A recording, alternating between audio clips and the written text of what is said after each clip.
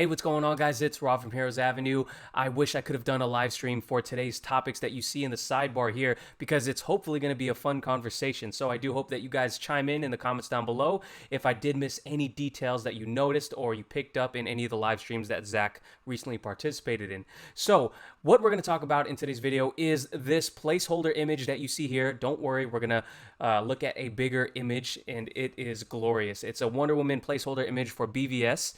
And that kind of leads us into a conversation about Patty Jenkins and her version of Wonder Woman as opposed to Zack's version. And then also, we're going to talk about the Batman dilemma at WB because there is a rumor about what Michael Keaton's role will be in the future, and it has a lot of people worried. So we're going to talk about that as the second topic. But let's get into it, guys. But before we get into it, make sure to subscribe to the channel and like the video if you haven't already. It really does help us out. And in this new year, we have some pretty big goals, and hopefully one of them being just interacting with you guys more on live streams, so stay on the lookout for those. So with that being said, let's go ahead and talk about the first topic here. So I am on Twitter, and I'm on the Nerd Queen's Twitter, and here's what they posted. We're gonna look at a bigger image in just a second, but they say here's a clear look at the pic shown during Zack's interview today. It was used as a placeholder in BVS and was taken before Patty was hired and took on Wonder Woman's origin story. Thanks, boss, at Zack Snyder, for letting us share this. Hashtag us united. Hashtag Zack Snyder's Justice League. And if you don't know what they're talking about in terms of the interview, I think Zack Snyder, I think it was the Faruqi brothers. Correct me if I'm wrong. I watched most of the interview. But he did an interview with them, kind of the same type of interview he's been doing with other YouTubers. But he just kind of had this casually in the background of the interview. And the whole time I was squinting at it, trying to figure out, why does that image look a little bit different? And then you start to see it float around on Twitter. And thankfully, the Nerd Queens posted this right here. So let's take a closer look at the image. I'm just going to go to our Twitter account because I reposted a couple of high quality images. Let's see. Ooh, here's a colored version of it. This is glorious. Let's look at the colored version. So shout out to at DCU Post because I guess he colorized them. I'm not sure if he used that new feature on Photoshop, but what a great job colorizing this. Look at this image. This is not the one that Zack was showing off, but just how glorious does this look, guys? This is kind of an upscaled version, I think, and obviously the image that Zack put out, or Zack showed to the world, was not in color. So while that looks glorious, let's look at the image. Let's look at the image that was posted.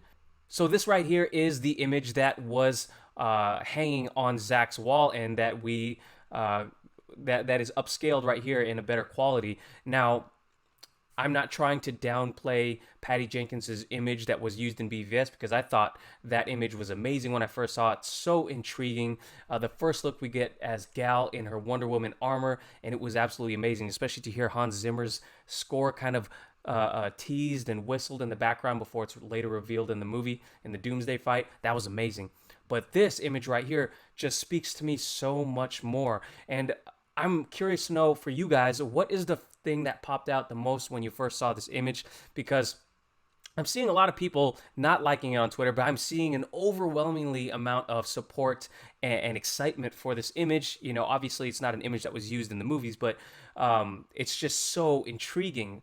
First thing for me, a lot of people might talk about the heads right here. That's the second thing I noticed. The first thing I noticed was just how much more exotic Gal Gadot looks here as Wonder Woman. Now, again, I am also noticing the heads that she's carrying and the different warriors that are surrounding her. Now, this is clearly warriors from different eras and different parts of the world, which is so much. Which is, I'm not gonna say so much more cooler, but it's so cool to see that. So Patty, so I guess this was during the Crimean War. I don't know much about that war, to be honest, but look at the heads she is holding. It obviously harkens back to a lot of times in the comic books where Wonder Woman just kind of went beast mode and had to resort to using her weapons to do some unsavory things, obviously. And it has triggered some people on Twitter, unfortunately. I happen to think it looks amazing, and it's just so intriguing. It makes you wonder about so many questions with this image. Now, the as opposed to the World War One image where you have these warriors, these group of warriors utilizing or and fighting with guns. You got guys with you got Diana herself is not even holding her sword; she's holding her spear. It looks so badass. You got a British soldier, you got a Japanese soldier, you got a Sikh warrior, an Indian warrior, and I'm not sure if I'm missing anything else, but man, I'm just so excited, and a lot of people who are complaining about this image are complaining about the fact that hey, Wonder Woman wouldn't go around parading heads of victims, and they'll try to justify it and justify their vision. And everyone is, to be honest, everyone is entitled to their own opinion. I happen to think this is a badass image that makes you ask more questions than answers questions themselves. So I don't think you should be jumping to a conclusion in regards to what Zack was envisioning as Wonder Woman. Whatever Zack was envisioning Wonder Woman to be like. Obviously, we got a little bit of Wonder Woman in BVS, but again, this photograph raises a lot of questions, and that's one of the best qualities about any photograph. And it's just so cool that he had staged and created his own photograph for the movie before Patty created hers. So super exciting. Obviously, Zack's version of Wonder Woman leans more on the warrior side of things. Not to say that she isn't about peace and love and all those other things, but he definitely likes to see his Wonder Woman portrayed as a warrior, as you can see from previous images that Zack has posted. I'm trying to find the latest one right here. This glorious image of Wonder Woman fighting Steppenwolf. Just look how badass that looks. Look how, oh man, ethereal this looks. Man, it's amazing. So now that leads me to talking about Patty Jenkins, because Patty Jenkins had triggered some people with some of the things she had to say.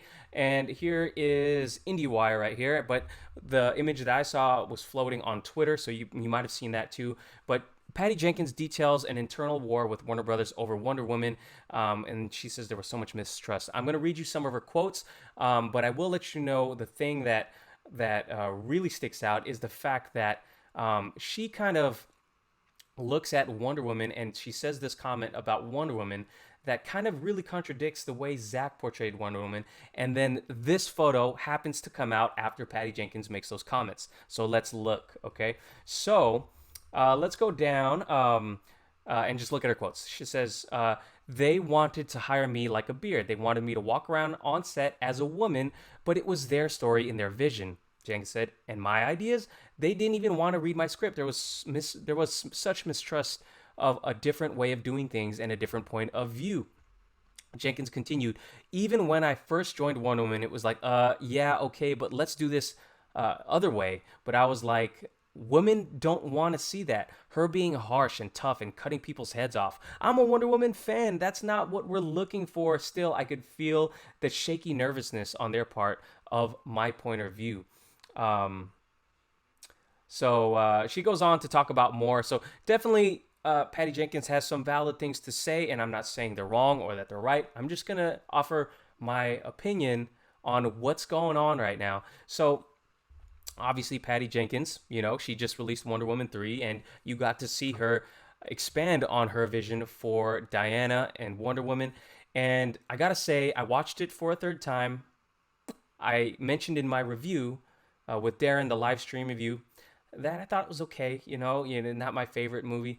I've got to say, I like the movie less just because I look at the potential that could have been there, and I don't know if I'm the most excited for Patty Jenkins to continue.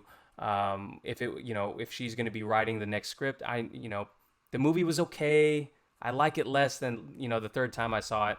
I know a lot of people love the movie, and all power to you guys. I'm glad you love it and found some enjoyment in it. I'm not finding any enjoyment in a lot of the corniness and the action, the lack of action, and the action that we did got. It just wasn't it didn't live up to the DC action that I've seen in other movies. And I know it's not all about the action.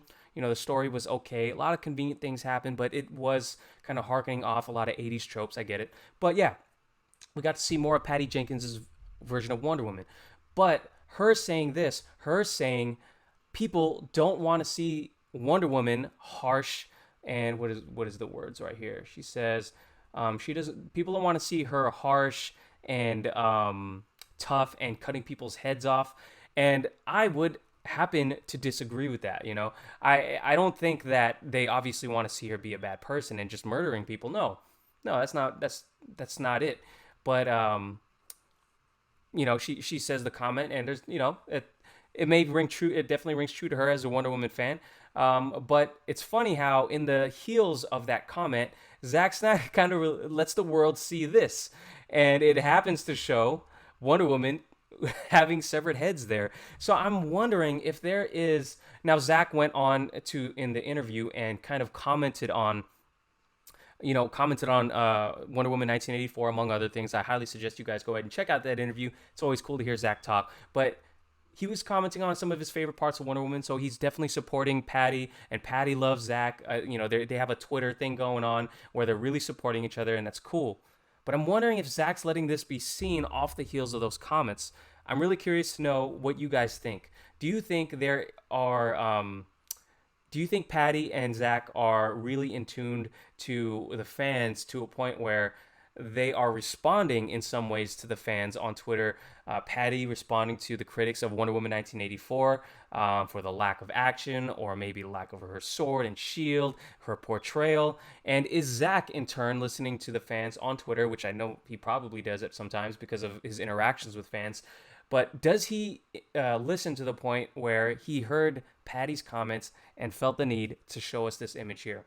Really curious. It's just funny that Patty made those comments and then this image drops like a day or so later. Really curious. That interview, to be fair, was scheduled ahead of time, I think. So, yeah. And then again, I got to just show off this colored version one more time because this looks so awesome. Really intriguing. For one, if I could get a signed copy of this photo by Zack, I would definitely. It's definitely worthy of hanging up on that on the wall behind me there. Anyways, let's go on to the last topic of today's video, guys. Now, the second topic of today's video has to do with the Batman dilemma over at WB. Now, I don't want to make this such a long segment because there's a lot of things that we already knew about this topic. We did know Michael Keaton, as you can see from the picture over here. Michael Keaton is going to be in the Flash movie, and we did know, or at least we've heard, that he's going to play some role in the DCEU that we know today. And Ben Affleck is going to be in the Flash movie, but mostly to say his goodbyes is what has been reported so far. But more recently, the rumors of Michael Keaton being more of a mentor role to a Batgirl in some form of a Batman Beyond adaptation, the rumor of that has kind of come back up and has had people really worried about the direction that WB is going in with this franchise. Obviously, Walter Amada did that interview with the person from the New York Post or the New York Times. I can't remember which one it was. I covered it last week. But that person directly is kind of what is starting all of the rumors in regards to what's going to happen with Batman going forward. Walter Amada did say that Batgirl was going to be in play as a riskier character, and that's what kind of refueled these rumors. Now, my quick take on this is that I don't understand how a studio and a studio head can bungle this any more than what might happen if they do go forward with this plan. Batman Beyond and Terry McGinnis he has such a huge fan base out there. I'm not going to say it's as huge as maybe a Batgirl or even a Bruce Wayne out there, but he does have a huge portion of fans, and it is a character that has so much potential going forward if done right. Now, Batgirl is the same. She has an incredible backstory and origin story and growth and development as a character that I think if you try to shortchange the whole Batman Beyond arc by putting Batgirl in Terry McGinnis's place, I think you're going to, and basically, Bruce Wayne becomes a mentor and almost like an oracle type figure. I think you're going to really disappoint a lot of people. So I think it's nice to know these rumors now. That's kind of my take on it. Nothing is substantiated. It's just a rumor.